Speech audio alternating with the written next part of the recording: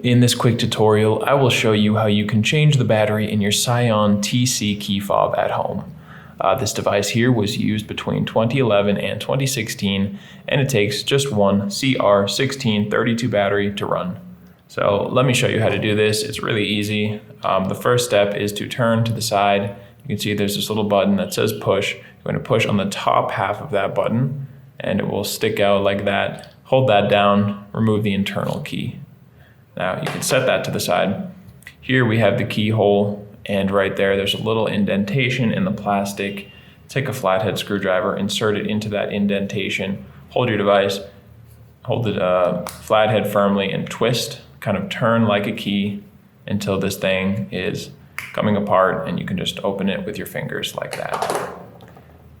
This thing might come out. It might come apart just like you saw here.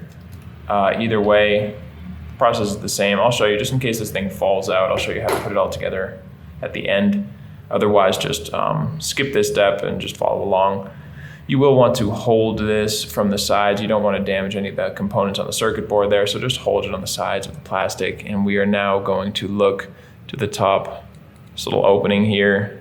You just put the corner of your flathead screwdriver in there, and you just pry the battery up, and it will pop out just like that. Go ahead, get a brand new 1632 battery. Make sure this positive side goes face up, and you will just click it into place. Really easy. Okay, now if your circuit board came out, what you want to do is actually place this on top. You can see there's this little circle where the battery goes right on top of there. So go ahead and set that on top like that. And now you can just put these two halves back together, click it all into place, and don't forget to put your key back in there, and you are good to go. So I hope this video helped you out, and if it did, you can let us know in the comment section or by giving this video a like.